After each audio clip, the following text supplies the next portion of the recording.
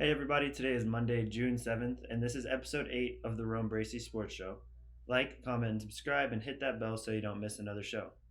Please support this podcast by following the link in the description or by clicking support on Anchor. Listen to audio only versions of the podcast by searching my name, Romello Bracy, on Apple and Spotify. The social question of the day is: after adding Julio Jones, does that make him and A.J. Brown the best wide receiver duo in the NFL? And the answer is yes.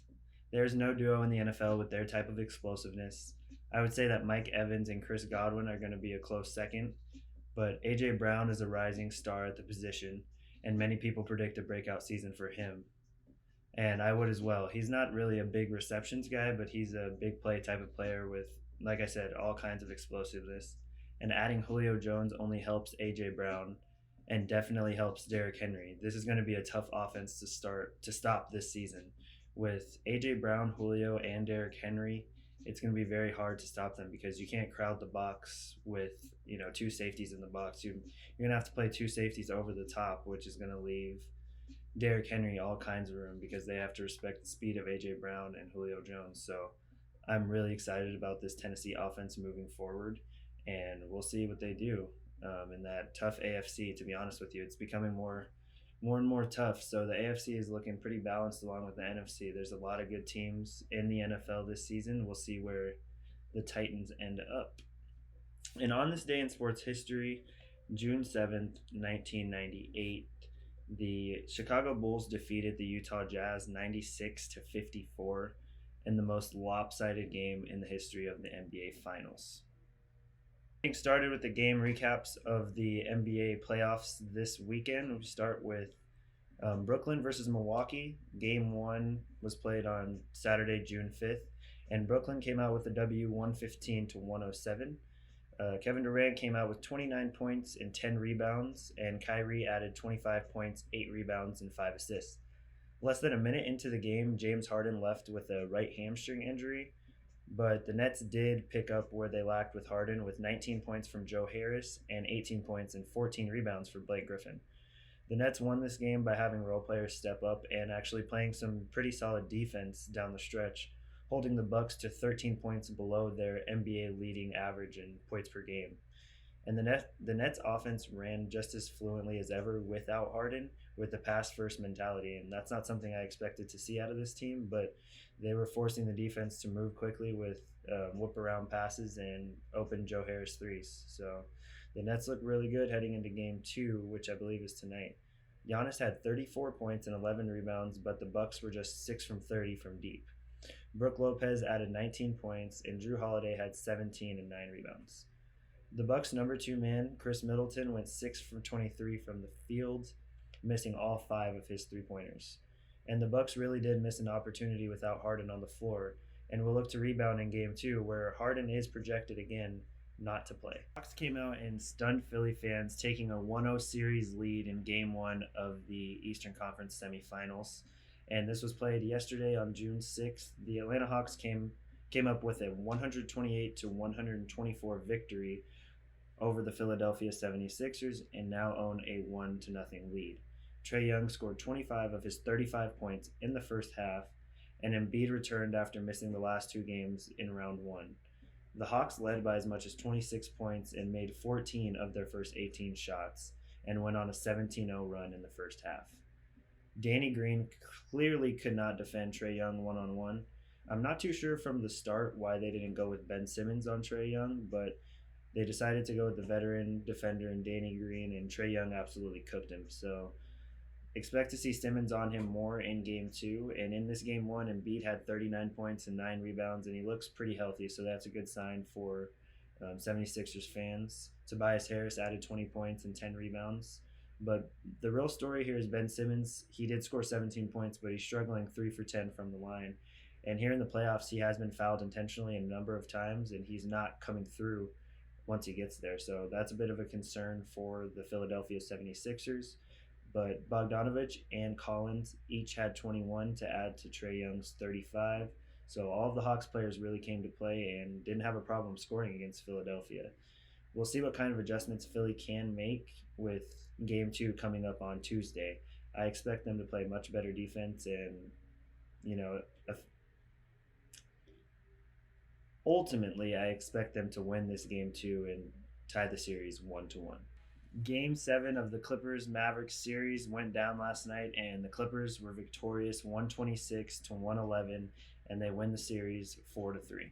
Kawhi finished with 28 points, 10 rebounds, and 9 assists, and the Clippers became the fifth team in league history to lose the first two games at home and come back to win a playoff series. Luka finished with 46 points, 14 assists, and 7 rebounds. There's no doubt that Luka did everything that he could possible to win this playoff series for the Mavericks. He just didn't have enough help, and they really need to look to see if they want to keep Porzingis because as a number two, he's not reliable and he doesn't really play like a big man. The Mavs have not won a playoff series since winning the NBA Finals in 2011, so they're going to look to make some changes. And the bench was outscored um, by the Clippers 27-6 with Terrence Mann's 13 points, and Luke Kennard's 11. The Clippers took control with a 24-4 spurt, including 12 in a row, to lead 185 going into the fourth quarter.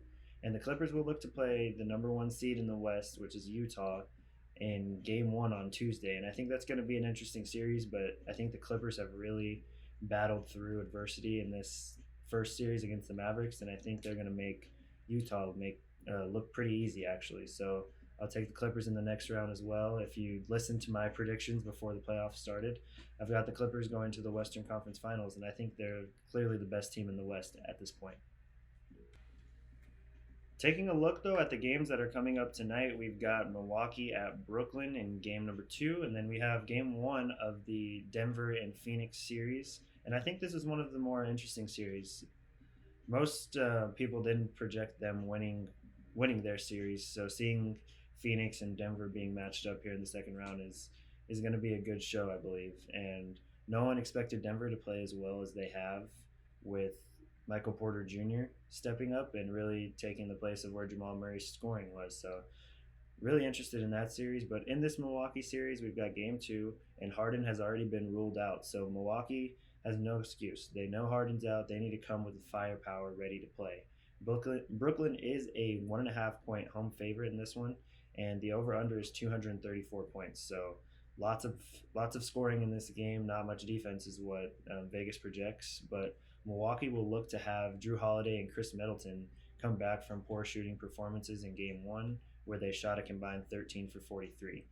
And I think Milwaukee really needs to take advantage of Harden being gone, like I said, and steal one on the road in game two in Brooklyn to have a real chance in this series. If Brooklyn goes up 2-0, I think they can really, step on it in game three and possibly put the Bucks away. So this game is the most important for Milwaukee, and I think they do tie up the series 1-1. Moving on to the Denver and Phoenix series, the Suns do open as a 4.5 point favorite, and the Nuggets won the series 2-1 during the regular season, but that was of course with Jamal Murray and the team looking quite different. So the real question for the Suns is who's going to guard Jokic effectively. I believe it is going to be DeAndre Ayton. He had an incredible first round guarding Anthony Davis. I think he's going to have to play just as good, if not better, than he did in the last series. And the Nuggets did shoot 40% from three in their last series, but they played a poor Portland Trailblazers defense. And the Suns are actually third best in defensive ranking in the playoffs. So this is a different team than Portland. It's not going to be a shootout. Phoenix can actually sit down and play some defense. And the Nuggets don't have an elite perimeter defender to lock down Booker, and he's super hot right now. So it's going to take a rotation of guys to slow him down. I believe Aaron Gordon will probably play on him just because of his length. And we'll see if the Nuggets can contend against the number two seed Phoenix Suns in this series. So there's not much NFL news other than this Julio Jones news. Julio obviously got traded to the Tennessee Titans, and this was for a 2022 second round draft pick and a 2023 fourth round selection. And that's what they got Julio for to the Falcons. So I think a lot of teams could offer this draft capital. I just think that not too many teams wanted his contract. The Titans lost two of their other pass catchers to free agency in Jonnu Smith and Corey Davis, so Julio Jones will take on that volume, and it should work out perfectly. Julio is now 32 years old and holds the record for most receiving yards per game in NFL history, with 95.5 yards per game. Jones had one of his worst seasons in 2020, limited to 9 games because of injury. But in those 9 games, he had 51 catches for 771 yards and 3 touchdowns. I don't think there's much of a doubt that Julio's going to fit right into this offense. I think it's really just all about health for him. If he plays all 17 games somehow this season, then I see the Titans being a top seed in the AFC. So moving right along into my AFC North predictions, and we are now on the Pittsburgh Steelers after predicting the Cleveland Browns and Baltimore Ravens schedule for the 2021 season. In 2020, the Pittsburgh Steelers started 12-0, but ended up losing 5 straight, including a home playoff loss to the Cleveland Browns. The Steelers come into the season with the hardest strength of schedule in the league in 2021, and they end their 2021 season with 4 consecutive games against opponents in the top 10 of the power rankings. So, not an easy schedule for Pittsburgh. They're definitely going to be dealing with some adversity. Ben Roethlisberger is a year older, playing behind one of the worst offensive lines now in the NFL. It was only 2 years ago where this offensive line was probably the best unit, and battled with Le'Veon Bell, talking about they don't need him, but they have one of the worst units now at this point, and the defense is poised to take a step back. I think they still have top 10 talent. They've still got Minka, TJ Watt, but the interior is really somewhat depleted. Devin Bush is going to be back this season, so I think the Steelers do still have a top 10 defense. The real question is, are they going to change from being a pass first offense to run first? And I think if they decide to change their identity and run the ball and play defense like normal Steelers teams do, I think they could have a more successful 2021 season with Najee Harris in the backfield. But I don't think they're going to actually do that. I think they're going to stick to the passing game with Ben Roethlisberger for whatever reason and see what they can get out of that. But some notable players on their roster is Najee Harris. He'll be a rookie. I think he's going to get a ton of volume, a ton of production, and he's going to have a great rookie season. I think they just need to feed him. You got Chase Claypool coming into his second year. I'm sure he's going to, I think he eventually takes that number one role. He just needs to take another step forward. And then Deontay Johnson had his problems with drops last year, but a pretty good option at receiver. And Juju returning, of course. So their wide receiver core is pretty solid.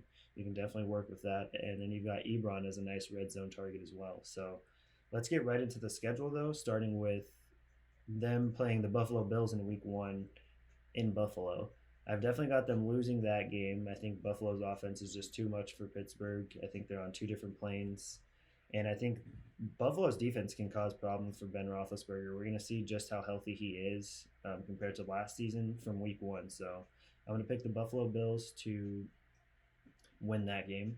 In week 2, they have a game at home against the Las Vegas Raiders. And in this one, I do have the Steelers winning. I think if they do the defense and run the ball strategy, they're going to beat most teams that can't stop the run. So the Raiders definitely can't stop the run, and they can't stop the pass. So definitely a top 5 or worst defense in the league, and I think the Steelers can take advantage of that.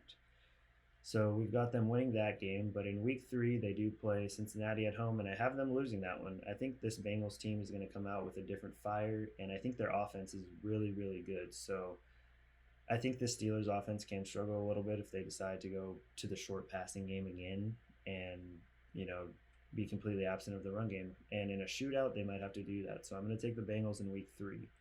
And for that reason, I've got them losing in week 4 to Green Bay as well, where right now it's going to be Aaron Rodgers and the Packers, and, all of their weapons with Aaron Jones and Devontae Adams. I think it ultimately ends up being too much for Pittsburgh. And in week 5, they play the Denver Broncos, who's going to be a much improved team as well. Whether it's Drew Lock or Teddy Bridgewater, they're going to have better quarterback play because there's a competition in camp. So either one of these guys who come out, they're going to have a healthy Cortland Sutton back with Jerry Jeudy entering his second year and hopefully not having too many drop problems coming into the 2021 season. I think Denver's going to be a tough out, and I've got them losing that game and ultimately starting the season 1-4. They play week 6 against Seattle and Russell Wilson. And again, it's another elite quarterback. I don't think they're going to be able to beat these teams that have, a top 5 quarterback in the league, just because I don't think they're going to be able to score too many points and keep up. So I'm taking Seattle in that one as well. And heading into the bye week for the Steelers, they're going to be 1-6 with my projections. So in week 8, they head to Cleveland, and I actually have them coming out pretty strong out of the bye and beating Cleveland in Cleveland. And that's just really divisional opponents knowing each other. You never know what's going to happen in those games. And I'm taking the Steelers to beat the Browns in week 8. In week 9, they're going to play the Bears, likely Justin Fields. And the Steelers defense isn't going to be as good as it was last year, but it's certainly going to be the best that Fields is probably going to see out of the gate. And I think they can really take advantage of that with turnovers. And, they're a good scoring defense. So I'll take the Steelers in that one as well. And they follow it with a game against Detroit. Again, Detroit's probably going to be one of the worst teams in the NFL this year, and I'm going to take the Steelers to win that one. In week 11, they travel to LA where they play the Chargers, and I do have them losing that game. This Chargers team, I think, is going to be much improved and finally going to win those games that are 7 points or less. So I will take the Chargers in that one. And they get redemption when they go back to Cincinnati in week 12. I've got them winning that game. And ultimately, just another division game. Those games are always close, and it goes the Steelers' way in this version. In week 13, they end up playing the Baltimore Ravens, and that is going to be a home game for them. And I actually have them losing that one. Baltimore is going to be one of the best teams in the league this year, and I think they can really just manhandle the Steelers. I think the Browns and Ravens are going to enjoy victories over the Steelers for the first time in a while. And the Steelers, I think, finish in probably the bottom half of the division. And continuing to week 14, they head to Minnesota, and I've got them winning that game. But then they finish the schedule with those 4 teams we were talking about against Tennessee, Kansas City, Cleveland, and Baltimore. I've got them losing against Tennessee, losing against Kansas City, and losing against Cleveland. It's, the end of the season, playoff time. Those teams are ready to play. Those are 3 of the top teams in the AFC. And I think they're not going to be able to get it done. I do have them winning a Week 18 game at Baltimore, partly because I don't think it's going to mean anything for the Ravens. So maybe they sit their starters, and that's when the Steelers can take advantage and get a win.